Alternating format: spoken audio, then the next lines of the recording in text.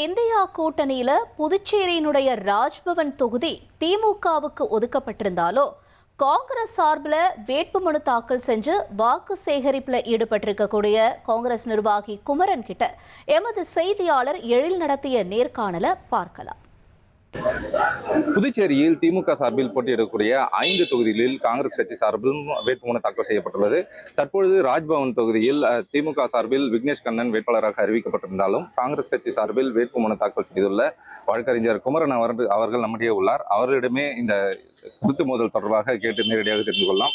Sir, இப்போ பார்த்தீங்கன்னா இந்த தொகுதி திமுகவுக்கு ஒதுக்கி இருக்கிறாங்க. ஆனா நீங்க வேட்புமனு தாக்கல் செய்து வாக்கு சேகரிச்சுட்டு இருக்கீங்க. இது கூட்டணி தர்மத்துக்கு ஒரு எதிரான ஒரு செயல் இல்லைங்களா?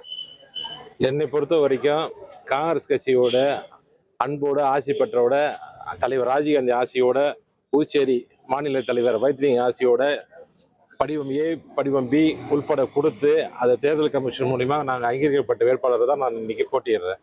அதனால எந்தவித ஐயப்பாடும் எனக்கு இல்லை. இப்போ உங்களோட மனு வாபஸ் பெற சொல்லி உங்களோட கட்சி தலைமை பேச்சுவார்த்தை நடத்தி இருக்கிறதா ஒரு தகவல் வெளியாகுது. அது உண்மையா? சப்போஸ் உங்க கட்சி தலைமை உங்களை வேட்புமனு திரும்ப பெற சொன்னா நீங்க திரும்ப பெறுவீங்களா? இது வரைக்கும் அந்த மாதிரி ஒரு கேள்வியே எழலை. நீங்க தான் முதல்ல கேள்வி கேட்குறீங்க. நாங்கள் எங்க தேர்தல் வேலையை பண்ணிடுவோம். சப்போஸ் தலைமை அறிவுறுத்தினா அந்த வாபஸ் பெறுவதற்கான வாய்ப்புகள் இருக்குதா? அதே மாதிரி இது வரைக்கும் தலைவர்லேருந்து எந்த ஒரு உத்தரவும் இது வரைக்கும் வரல. ஆனா தொடர்ச்சியா வாக்குகள் சேர்த்துதான் இருக்கிறோம். ஒருவேளை கூட்டணிக்கு ஒதுக்கி நீங்க பணி செய்ய சொன்னா நீங்க செய்வீங்க? அப்ப பார்ப்போம். ஓகே. புதுச்சேரியை பொறுத்தவரை தற்பொழுது வரை காங்கிரஸ் கட்சியினர் தொடர்ச்சியாக திமுகவிற்கு தொகுதியை ஒதுக்கினாலும் காங்கிரஸ் கட்சி சார்பில் வாக்குகளை சேகரிப்போம் என திட்டவட்டமாக தெரிவித்து காங்கிரஸ் கட்சியினர் வாக்குகள் சேகரித்து வருவது குறிப்பிடத்தக்கது. Make India great again. மக்கள் ஆட்சி அமையணும். மோடியினுடைய கேரண்டியை தான் மக்கள் நம்புவாங்க. வெற்றி கூட்டணி அமையும். எக்ஸ்பிரஸ் வேக செய்திகளில் இது இடைநில்லா பேருந்து.